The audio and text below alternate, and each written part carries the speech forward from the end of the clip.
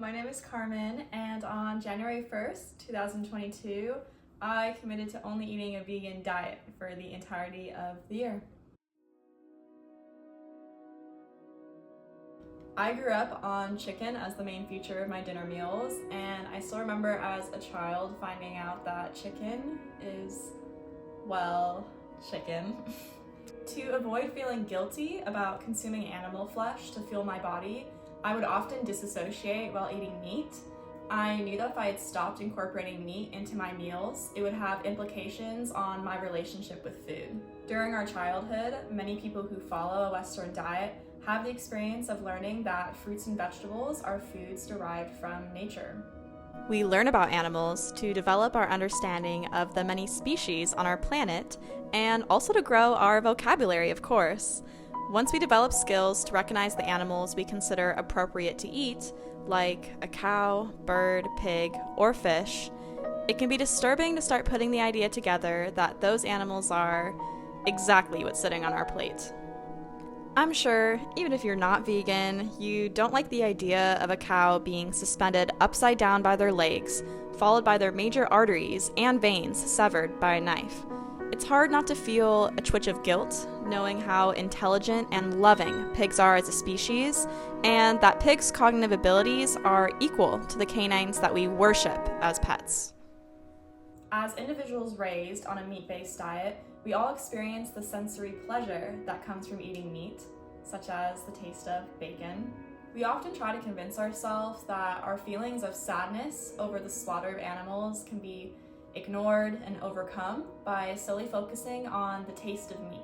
Before becoming a vegan, I can just chew through my tacos and just blink through the idea that the beef was from a cow that was slaughtered for my palate. I can enjoy ice cream, even though I knew the horrors of the dairy industry. I was a master at going against my own intuition and empathy towards animals in pain. I just told myself that sticking to my diet with animal products was worth the temporary pain inflicted on animals. However, as I matured and embarked on a spiritual journey to explore my moral values, I became aware of the disappointment I was suppressing every day towards my food choices. I spent so much time contemplating if I should go vegan, and I would often get stuck in a state of catastrophic thinking. I just knew I could disassociate from my own disgust easily. The idea of animals dying to provide me food became a mental hurdle I was actively trying to eliminate from my thought process. But to fast forward in my development a bit, I eventually got tired of making excuses for myself because the remorse I felt for the animals that I consumed was more than just guilt lingering in the back of my mind. It was genuine emotional pain as I came to understand the impact of my actions on animal welfare.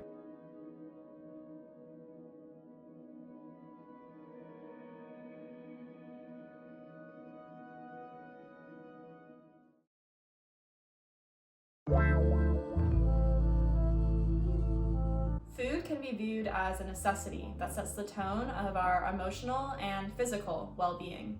While it's necessary for our survival and plays a big role in giving us essential nutrition, the types of food we consume have a big impact on how our bodies function and how we feel. Transitioning to a vegan lifestyle had a profound impact on how I perceived my physical and mental energy, as I experienced firsthand the differences that come when you're only digesting karma-free foods. By using the term karma-free, I'm talking about food that doesn't come from an animal and doesn't hold the same karma as an animal that was panicked because they were about to die. I'm gonna show a fascinating clip from a podcast featuring an author, vegan activist, content creator, in my eyes, vegan Jesus. His name is Ed Winters. The podcast discussion is surrounding the question, what intrinsic rights do we possess as humans that animals don't have? For example, hawks have better eyesight, dogs have a better sense of smell. So if animals are more reliant upon their senses and less reliant on their rationality, then maybe us saying they have a lower intellectual capacity to understand their surroundings and what's happening means they actually experience pain more. I think there's a very reasonable and logical case that actually humans have the capacity to experience pain less than other animals, because I think our cognition allows us to psychologically distance ourselves from the experience. We can distract ourselves with thoughts.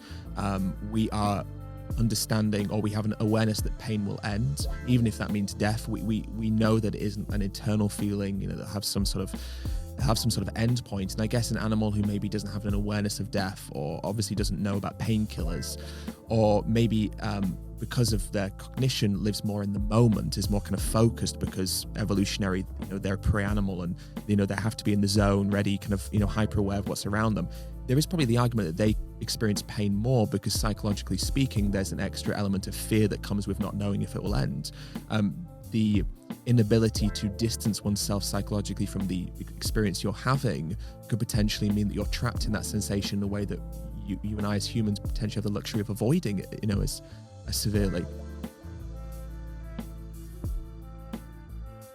I think it's a good time to now pivot towards a different side of the vegan discussion, which is the changes in the social situations that arise once you make this big of a decision. One thing I've learned is that you have to be okay with being the only one out.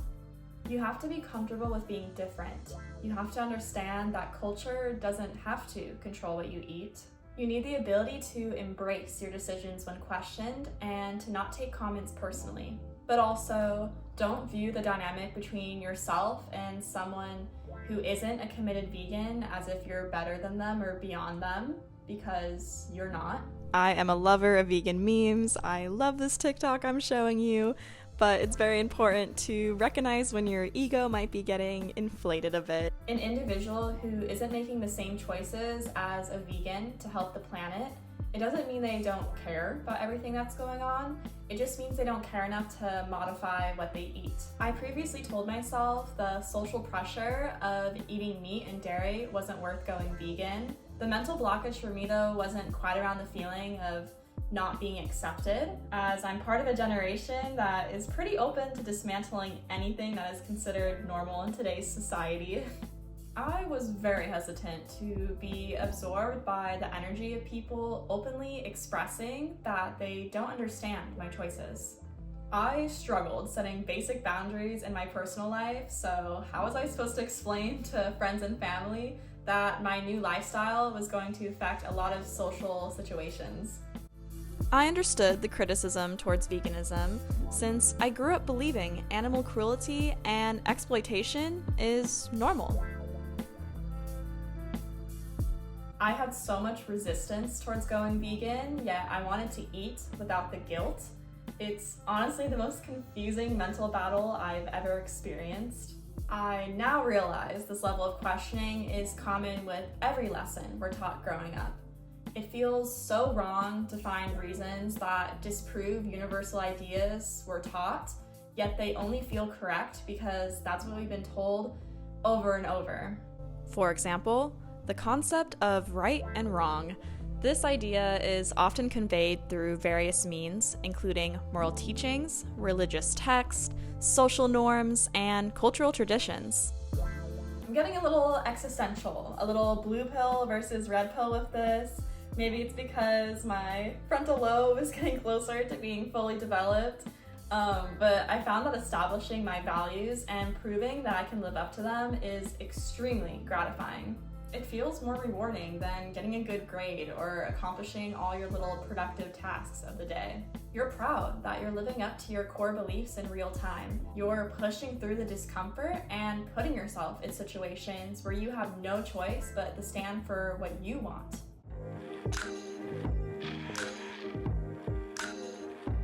If I can tell you a powerful realization I've had from this journey, it's that gratification of making a commitment and sticking to it. I never had made a New Year's resolution that would cause an immediate shift in how I was taking care of myself every day. I gained resilience and learned a lot about my relationship with huge commitments and following my moral values.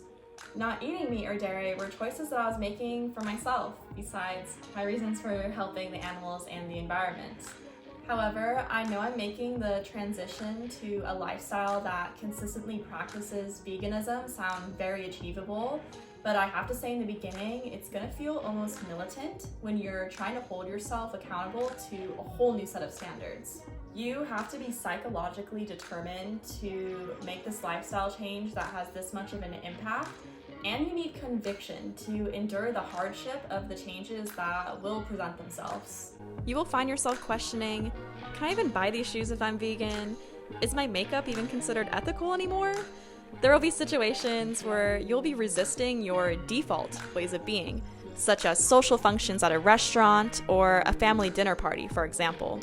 You will need to get comfortable with setting those boundaries for yourself. This was absolutely not easy for me at all, but it was beneficial that I had so much energy from all the nourishing foods that I was eating.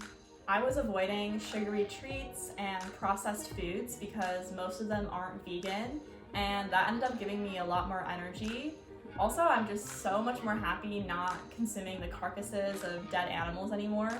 Another huge motivation for me was actually my boyfriend, who has been vegan for a while before me. He put me on a lot of food combinations and curated meals that I wouldn't even think to put together as a new vegan. And there's just something so special and beautiful of having an alliance in knowing that you're not the only one who doesn't want to partake in the norm. So I recommend to you watching this if you have some vegan besties, some vegan acquaintances perhaps at work or school, wherever you go every day. Ask them questions about their experience, get to know them, form a bond that way. That's just so motivating to have a sense of alliance in just making such a big change like this and knowing other people are passionate about it as well. The answer is nope. I really felt a huge change when I educated myself on animal agriculture and the exact process of herding animals that results in meat or dairy products. Animal agriculture is awful for our planet, and there's a huge relief knowing that you're not contributing to factory farming. I still crave certain cuisines that use animal products, of course. My favorite is Mexican food, but I learned that you can veganify so many foods, and I'm not just talking about the Beyond Meat at the grocery store. You can make cashews into cheese, jackfruit tacos, bananas instead of eggs for French toast. I gained so much fulfillment knowing I was making healthier choices to fuel my body. My meals are more nutritious, flavorful, colorful, and a joy to prepare.